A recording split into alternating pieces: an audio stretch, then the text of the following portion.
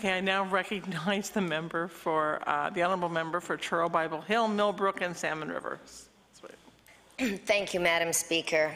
On December 6, 1989, a young man acting with a lethal combination of misogyny and a gun killed 14 innocent women in Montreal.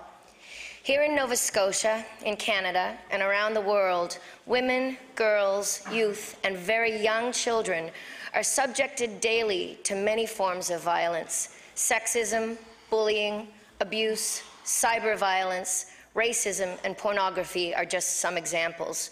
There is also demand for graphic images of sexualized torture of women and children, which are obtained from users on the internet.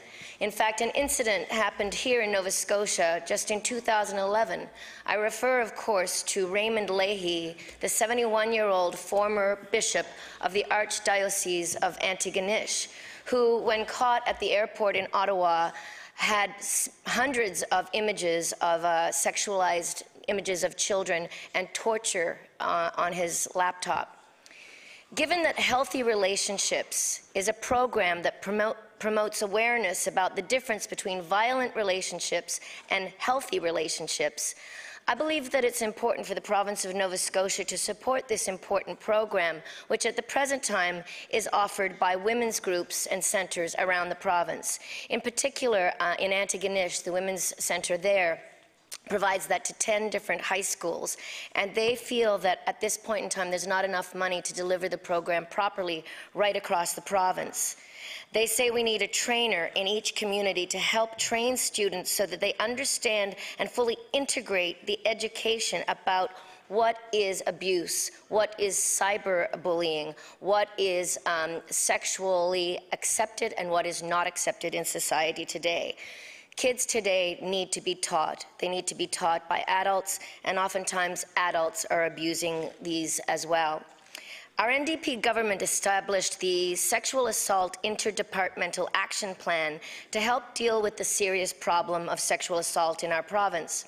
Our government was the first to establish something like this, and a lot of good work was done by many people over the past couple of years.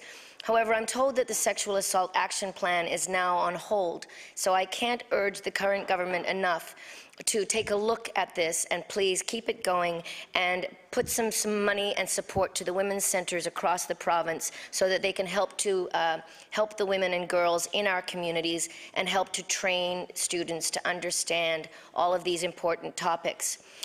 The women's centres that I've spoken to all believe that we need core annual funding for their centres in order for them to operate properly. And again, I would offer for this current government to please listen to that plea. Thank you. The other thing I wanted to say, Madam Speaker, is freedom from femicide and other forms of gender-based violence in Nova Scotia, Canada, and around the world has yet to be achieved because some acts of violence that women endure continue to remain invisible. I speak here of torture perpetrated by private individuals or groups. These are called non-state actors. For example, there was one woman in my constituency of Bible Hill who recounted such torture, and she was marginalized for over 25 years. She tried to tell people, nobody listened. I have a copy of her story, Madam Speaker, for those who would like to read it. And also, I have a pamphlet written by two of my constituents, Jean Sarson and Linda MacDonald, who have written about non-state torture and the importance of us learning about this and its importance. We need to change the Criminal Code of Canada, they say, because at this point non-state torture is not recognized.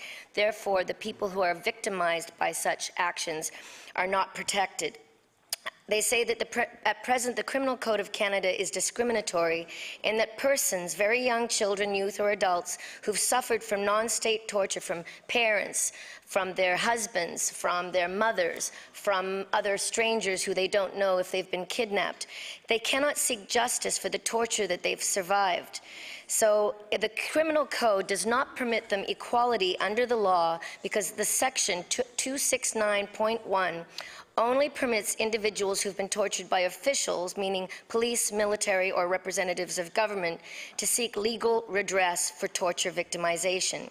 I believe that the time has come to promote among our political peers the need for a private member's bill to be introduced federally that would modernize the existing provisions relating to torture in the Criminal Code of Canada in efforts to eliminate legal discrimination and promote equal access to justice and redress. Because without specifically identifying non-state torture as a crime in the Criminal Code of Canada, no criminal data identifying that such torture occurs can even be collected, thus disregarding the human dignity of persons who have suffered victimization. In closing, Madam Speaker, I would just like to say that in this day and age, the fact that women, children are still suffering from violence, when young women's bodies are found stuffed in gym bags floating down a river in Nova Scotia, in Cape Breton, when young women are found in walls, in crevices, in the trunks of cars, something is wrong with our society. Something is terribly wrong, and we need to teach our children respect for one another, for their parents, for women, girls, and children, so that we can live in a safe society that is full of compassion, kindness, and love for one another. And I also believe, Madam Speaker, that seeing adults such as ourselves, if we start to bully each other in the house, and the kids come in to watch that, that does not set a good example, Madam Speaker, and I hope that all of us can listen to that and pay attention as we proceed with our proceedings. Thank you very much.